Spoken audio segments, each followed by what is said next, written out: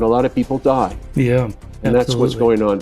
Well, pretty much now. I mean, people in America are not very intelligent. If congressmen who are calling for violating the no-fly zones in Ukraine and so forth. It's very dangerous. Yeah. Here's another portion. People don't understand what nuclear war. Here's another portion from that Kennedy peace speech that I think ties into today's events. As Americans, we find communism profoundly repugnant as a negation of personal freedom and dignity. Our commitment to defend Western Europe and West Berlin, for example, stands undiminished because of the identity of our vital interests. The United States will make no deal with the Soviet Union at the expense of other nations and other peoples, not merely because they are our partners, but also because our interests and theirs converge.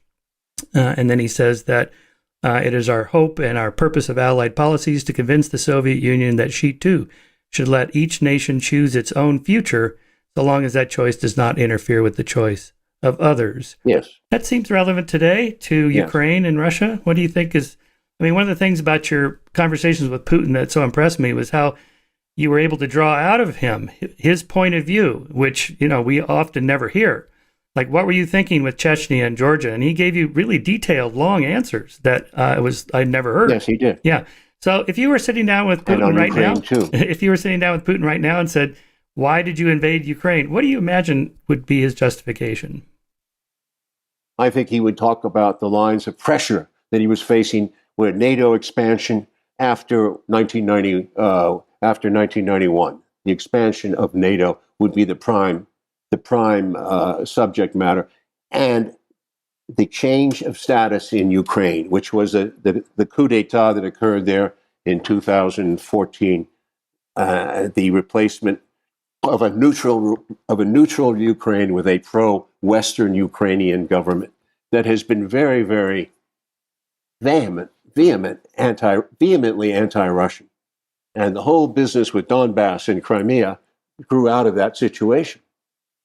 And the more recent, I have not talked to him in 3 years, so I'm not in the updated. But the situation in Donbass was the provocation here. There was a main provocation because those people are Russian-speaking people, and as Putin says in the documentary, he talks about the 25 million, or what was it, roughly 25 million Russian-speaking people who were. When the old Soviet Union collapsed, those people were frozen out of it. They were in other countries. Among them was Ukraine. And those people are at risk. In fact, they had been at risk for 8 years. They'd been bombed, artillery. Many of them had migrated to Russia.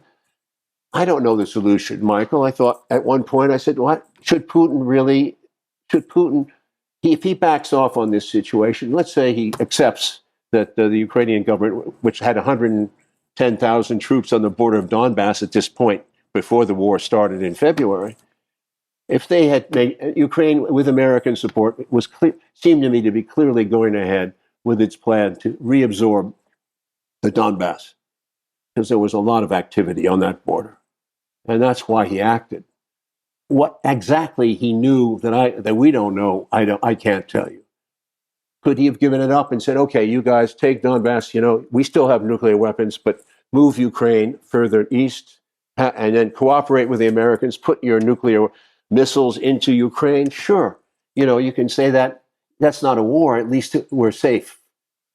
So there is a point at which you have to say, well, if the Russians are putting missiles into Canada and Mexico, and they're right on our borders, what are we going to do about it? They're not really firing at us.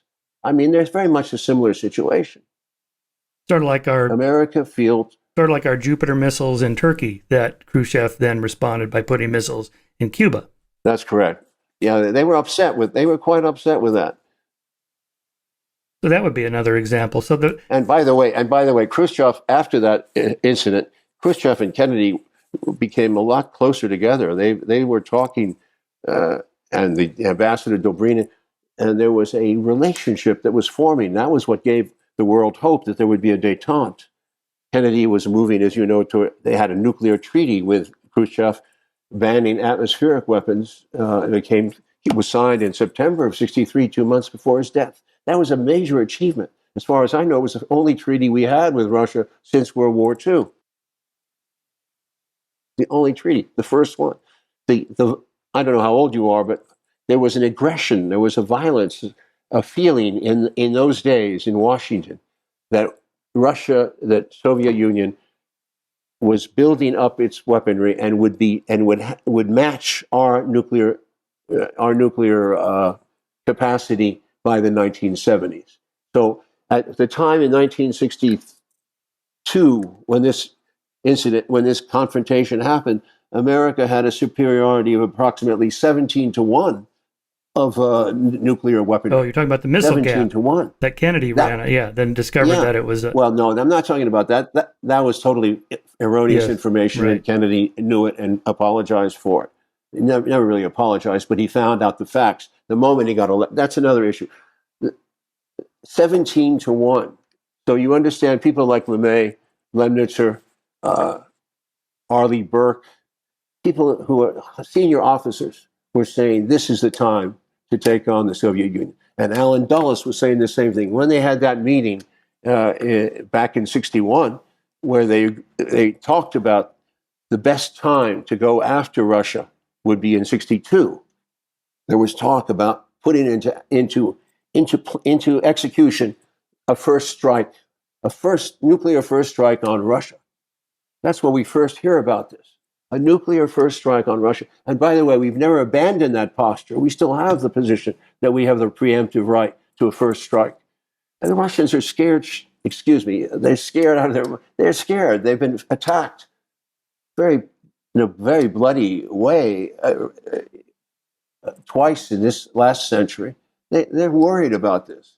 And especially with Poland, which talks all this crazy talk all the time about putting nuclear weapons into Poland, which we have anti-ballistic missiles in Poland and in Romania. We're really pushing it. We didn't have to. If we'd stayed, let's say, a little less, get away from the Pax Americana idea, if we had accepted the world as it was in 1991 after the fall of the Soviet Union and accepted it and said, okay, let's go for an era of prosperity and trade and global interaction. Let's integrate Russia with the West, with Europe. I think the world would be in a much more secure place now, because Russia has much of the same interests we have, as well as the same very intelligent, very good partners potentially in all phases of technology.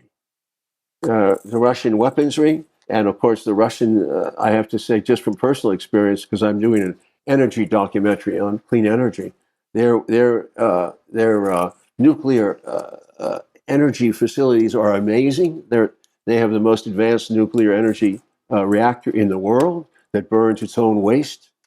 It's expensive, but they've built it, and they're doing tremendous work there. And they've brought the Chinese in, and the Chinese are also doing amazing work there. These are two potential allies we could have had to deal with climate change, because I believe nuclear energy would make the gap, would take out the need for fossil fuels. We are in agreement there, and I was amazed that Germany. These are the kinds of things we've lost. Yeah, this is the kind of things we've lost, and now we're back into a war situation where, screw it, we're just going back to fossil fuels in a bigger way than ever. So Biden's plan to build an America that was environmentally conscious, which is so important, was just thrown out the window with this thing, because it seems to be more important to the planners in Washington to get Russia, to destroy Russia, to regime change Russia. Their thinking is so caveman still in this country. It angers me that our country cannot learn about peace from it. Have we not experienced war enough since World War II? 7 or 8 wars. We've lost all of them.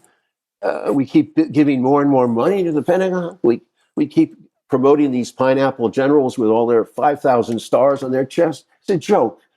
I'm a military veteran, and I have never. I can tell you, the military bureaucracy of this country is a mess. From my own experience, not just in Vietnam, but it continues. It seems like we have more generals to push buttons than ever before. Mm-hmm. How do you get to nuclear zero? Was a mess. How do you get to zero nuclear weapons when you have this security dilemma where even if you want to get rid of yours, the other guy has his, so he can't give his up, you can't give yours up? Yeah, I think that's you need. I don't think that's going to work easily. I think that's mutually assured destruction. That's the only thing that's keeping this balance of terror, mutually assured destruction. And who has the machinery to do that? Russia. It's the only one. I don't know if China's there yet, but certainly Russia is. It's a crude weapon. I think our weapons are better. They're more refined, but Russia's are very crude, and I think they will work. So don't ask. I mean, that doesn't work. The point is, let's get to the place where we're using nuclear energy, which is not transferable into bombs. Nuclear energy works at a whole other level. It's not enriched. Nuclear energy, if it would work, to first of all, to clean up fossil fuels and to bring the world into a détente, a concordat, a feeling of trust, feeling that we have partners in the world. And who's our enemy, actually? Please describe to me, who was our enemy after 1991? Yes, there were some terrorists, and that's no big deal. We know about that. Russia was very concerned about that and cooperated with us in Afghanistan and to curb that issue, because they themselves are more concerned about fundamental Islamic terrorism than anyone, because they have a lot of Islamic people in their country. I think their population, next to France, is the largest integrated in the world.